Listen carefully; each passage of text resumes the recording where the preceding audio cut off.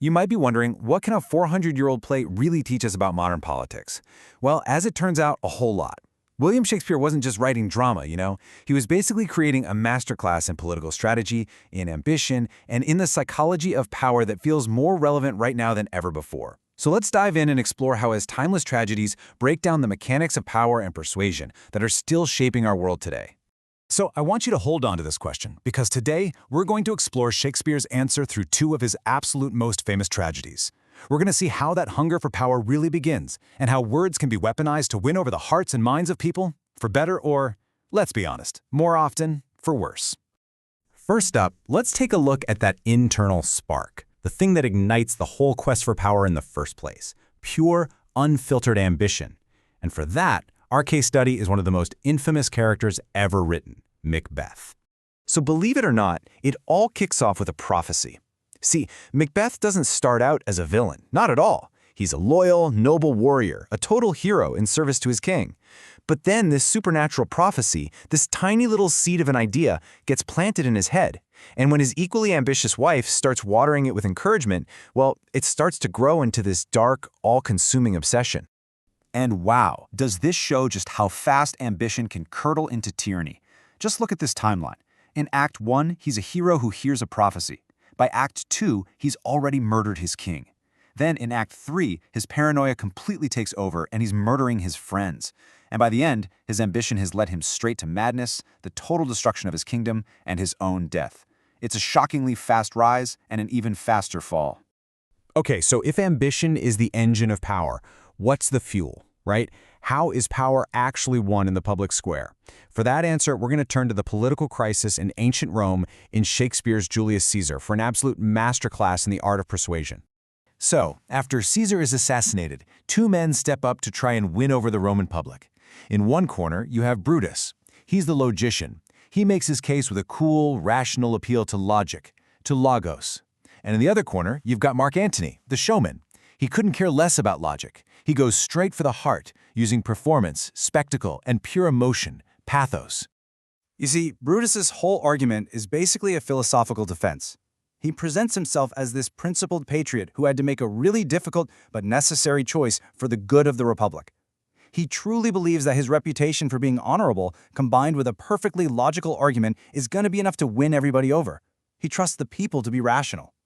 Now, this is where it gets really interesting, because Antony just completely flips the script. He never, not once, says Brutus is a liar. Instead, he uses irony and repetition. He just keeps hammering this phrase, Brutus is an honorable man. But with each repetition, it starts to sound more and more sarcastic. He's planting a tiny seed of doubt and just letting the crowd's own suspicion do all the work. It's an absolutely masterful move. And if the irony was the jab, well, this is the knockout blow. Antony gets it. He knows that a good story beats a good argument every single time. So he holds up Caesar's bloody cloak, turning it into this powerful symbol of martyrdom. He teases the crowd with Caesar's will, building up all this suspense. I mean, he's not just giving a speech, he's putting on a show. And in doing that, he completely drowns out Brutus's reasoned debate with a massive tidal wave of emotion. So what happens next? What's the real cost of all this? Let's dig into the devastating fallout in both of these plays when unchecked ambition and emotional manipulation totally win the day. Well, for Macbeth, the price is intensely personal. His ambition doesn't bring him happiness. No way. It brings him a complete and total psychological collapse. He's consumed by guilt. He's tormented by hallucinations of bloody daggers and ghosts. His paranoia just keeps escalating until he can't trust a single soul. It cost him his wife, his sanity, and ultimately his entire kingdom. Over in Rome, though, the consequence is societal. Antony's incredible speech doesn't lead to some thoughtful debate. Nope, it incites a riot. Think about it. The very same citizens who were cheering for Brutus just minutes before are now a furious mob, burning down houses and kicking off a brutal civil war. Reason is just gone, totally replaced by mob violence. That is the power of a good story when it's used to ignite rage instead of reason. And here's the crucial takeaway, right? It doesn't really matter if the problem starts from within, like with Macbeth's ambition, or if it's pushed from the outside, like with Antony's persuasion. In both cases, Shakespeare is showing us that when you abandon those guardrails of honor and reason, the end result is always the same: chaos. Okay, I know this might all feel like ancient history, but Shakespeare's insights are chillingly modern. He was writing a warning for his time, and you better believe he was writing one for ours too. I mean, this quote from an analysis of Julius Caesar just nails Shakespeare's profound insight. It's saying that political legitimacy isn't really about objective truth. It's about who tells the most compelling story. In a world where perception can be so easily shaped and manipulated, truth itself becomes incredibly vulnerable. Just look at this. You can literally break down Antony's strategy into a modern political playbook. Step 1, prioritize emotion over facts. Step 2, use powerful symbols, the cloak, the will, to forge that emotional connection. And step 3, never tell the crowd what to think. You guide them, letting them feel like they reach the conclusion all on their own.